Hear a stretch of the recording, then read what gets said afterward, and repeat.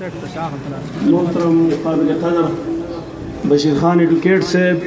صدر تحریک انصاف دلدیر دا غسرا په سټیج ناست مشران او ماته مخامخ د مرخڼو کلي او د کوټکي انتهایی عزتمندو او قدرمنو او غیرتمندو مشرانو همزولو کشرانو السلام علیکم ورحمت الله وبرکاتو. زمانه مخکې ډېرو مشرانو خبرې وکړې کومې چې بنیادي او اصلي خبرې وې. ما په دې کرسۍ کې ناست وم سوچ مې کاو زه چې د جماعت اسلامي نه تحریک انصاف ته راغلی ما 6 ورځې کم 10 میاشتې پوره شوې او زما یقین دی چې پر 6 ورځې کم 10 میاشتو کې به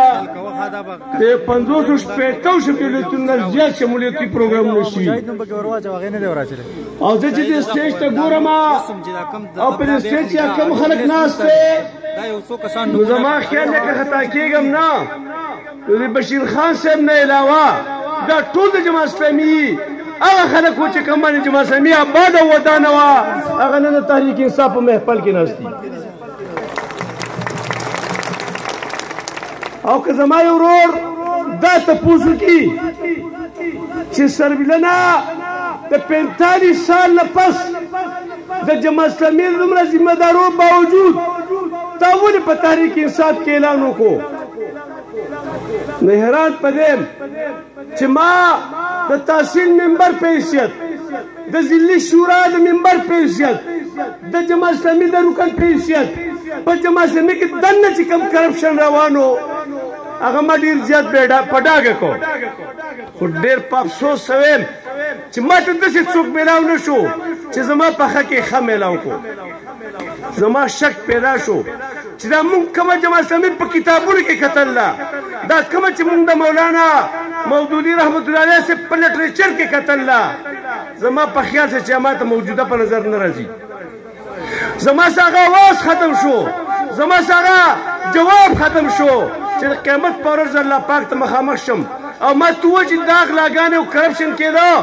ته د یو ذمه دار پیسې ولې ناست تا له قوم ووټ درکړی دا دې ولې دې حد ته نه رسېدې نو لهذا ما خپله غاړه ازاده کړه. خو زه په دې وخت صرف دومره ضرور کول غواړم 3 خبرې کوم زیاتې نه. زما سره په پنډال کې ممبران هم موجود دي کونسلران او ناظمین هم موجود دي. خو یو ورکوټه مثال در کوم لرې نظم یو موټر چې د موته په سر او ماښام په جګړې وو د موته چې کوم د جماعت اسلامي طرف نه تاوهل دي د دې قیمت په بازار کې 4.5 یا 5000 روپۍ دی که نه ستاسو ته پوښتنه دی که نه دی خو دا زما او ستا د خزانې نه په 14,000 روپۍ باندې دا موته ته پس کېږي وایه دا ظلم دی که نه دی.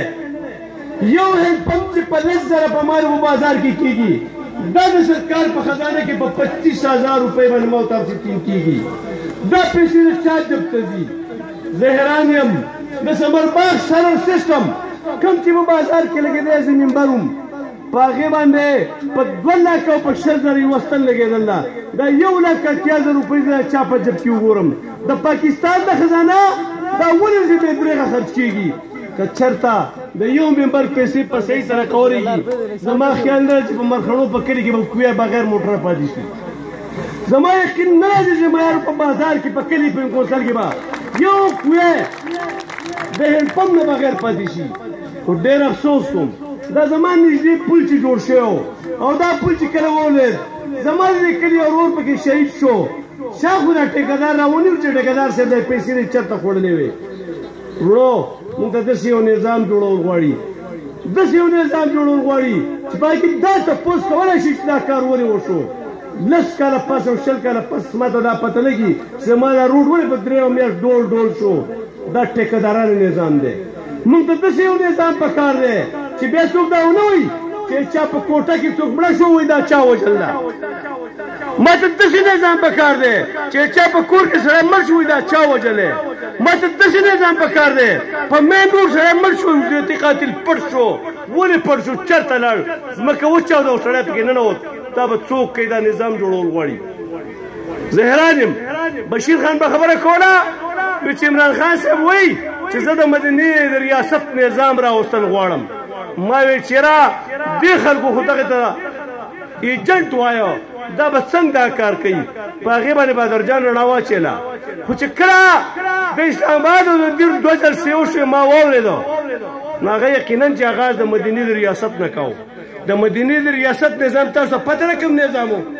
اما هغه نظام و چې چا په تمه باندې موږ اویا کاله جماعت اسلامي یا زما د جمعیت العلما ورونو وساتلو.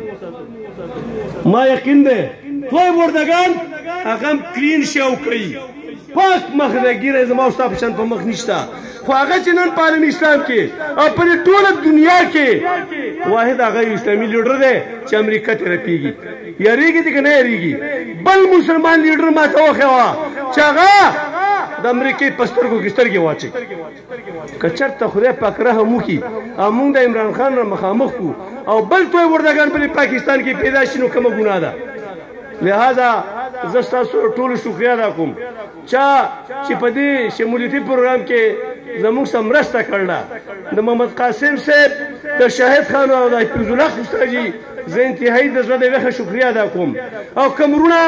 اسلم خان صاحب، نعمت الله صاحب، تاج محمد خان او کشر خان صاحب او د هغوی په مشره کې زموږ سره څومره رونه شاملېږي او په دې کشته او په دې ډله کې راځي زه هغو ته خوشامدید ویم او زه هغو ته ویم چې انشاءالله چې 10 میاشتې کې ما ته څه مایوسي نه راغلې. او فضل الله خیام صاحب چې هغه د جماعت اسلامي زمانه زیات ذمه دار پاتې دی او هغه زمانه مخکې تحریک انصاف ته راغلی دی هغه نه مایوسه شوی نه دی. نو زه تاسو ته مبارکباد در کوم او امید لرم چې انشاءالله تاسو مطمئن یې. خو کوشش او درخواست مې دا دی چې کم از کم هغه صورتحال به نه جوړو. زمونږ سراسي به خبره کوله ویل پرې کرک کې یو سپین دغه جمعیت یو هلک تلی او هغه په جمعیت کې چې فارغ شو نو هلته یې کار شروع کړو. نو جمعیت العلما والا پسې جلوسونه شروع کړه او مختلفې فتوې به یې پرې لګولې. نو چې جلوس پسې راووت نو یو سپین ږیری پکې راغی د 80 کالو بوډا و. نو هغه الفاظ خو په لوډسپیکر نه شم ویلی ورته قار شو ویل لکه تا ته چا ویلي خو ما دا جماعت اسلامي کې خو زه یم یو لوډ والا چې څوک را نه دي خبر خو ته به هم غلی راسه راغلی به وی. نو دې وروڼو ته وایم چې راځئ موږ سره خو رالی خو داسې ساړه به نه کښېنئ داسې به نه کښېنئ چې رالو موږ اعلان وکړو بس په خپله موږ پوره یو. نه په کار دا ده چې څنګه زما یو ورور مخکې ووې نو موږ دا رقم دغه کسان دا چا چې اعلان وکړو دې ته یې حواله کوو لکه څنګه چې شیرزاده ملک ته او فضل اکبر او شیر اکبر ملک ته پور اړه علاقه حواله کړله 3-4 پروګرام په هغې کې نور ډند دي. نو زه هم چې کوم ځای کې پروګرام وشي دا کور او دا ځای دا خالي نه وي پاتې کول او دا مصروف ساتل غواړي. نو دې لپاره مې ټول ناپیل دی. د نظم هم شکریه ادا کوم چې دې کوم کونسل د حیدر صدر صاحب ورسره د امین الله بهي د ټولو شکریه ادا کوم سجاد بهي چې هغوی دلته ورځ پر پروګرامونه ارینج کړي. زموږ وسم درته دا یو زیری در باندې بیخي کوم نه دا به اعلانو داسې په یو ورځ نه اعلانوم 15-20 پروګرامونه انشاءالله موسم چې څنګه پسرلی را روان دی ګرمي را روانه ده دا شان موسم تودېږي. نو زما خیال دی هغه الیکټډ او منتخب ممبران چې د هغو ته زموږ انتظار و اوس به انشاءالله په دې هفته نیمه کې به منتخب ممبران را روان وي تحریک انصاف کې به جماعت اسلامي اعلان کوي انشاءالله. زه هغه ممبر ته ویلکم ویم چې هغه منتخب ممبر د نېشنل پارټۍ نه به د سوونو خلکو سره انشاءالله بل ورځ اعلان کوي. دا ټیکهدارانه نظام چې کله به نېشنل پارټي کوله او کله به جماعت اسلامي کوله په رب مې د قسمې ګرانې اوس اخوا وکړي انشاءالله. دا مې ورته وویې او څنګه تاسو دا منلی شئ چې د جماعت اسلامي خلک د بایکاټ دپاره سوال وکړي. ما په سمرباغ کې د سمرباغ په الیکشن کې په بایکاټ جماعت اسلامي مجبور کړه او بایکاټ دپاره یې په خپله درخواست وکړو بشیر خان ته منت کوو چېرې د الیکشن نه کوو او بایکاټ کوو. انشاءالله را روان الیکشن کې به هم دا جماعت اسلامي نېشنل پارټي بایکاټ کوي او تحریک انصاف دا ستاسو مستقبل دی انشاءالله. زه ستاسو ټول شکریه ادا کوم وما لنا الا البلاغ. ډیره مننه ډیره مهرباني. دا و زمونږ ډاکټر سویلن خان صاحب چې پی ټي آی له په ډېر لږ وخت کې ډېر څوک له هغه زمونږ او ستاسو د مخه ده لکه چې د هغه درون یې راغوستې او په دې درو باندې ور اړولي د خیره. دې نه بعد زه خپل مشر د هغې په باره کې زه تاسو ته یو څو مطلب د هغې په ژوند باندې یو څو لږه روشني راته اچوم ځکه زه اوس ډېر نږدې پاتې شوم په 1996 کې د خان صاحب سره ولاړو هغه مرګتیا یې ورسره کلي وه او 21 وازې ولاړو او په 2008 کې د قاضي حسین احمد خلاف هم دلته ولاړو بل لیډر په جندول او په لور دیر کې نه و هغې ته خلک خان وایي خو زه ورته خان نه ویم زه ورته یو فقیر یو خاکسار او داسې سړی ویم چې زموږ سره په ځمکه هم کیني زموږ سره په کټ کې او په هر ځای کې کینی خو نن تاسو سوچ وکئ د جماعت اسلامي کوم چې د ضلع صدر د چا به دلته نه یې لیدلی په نظر کې خو دلته دا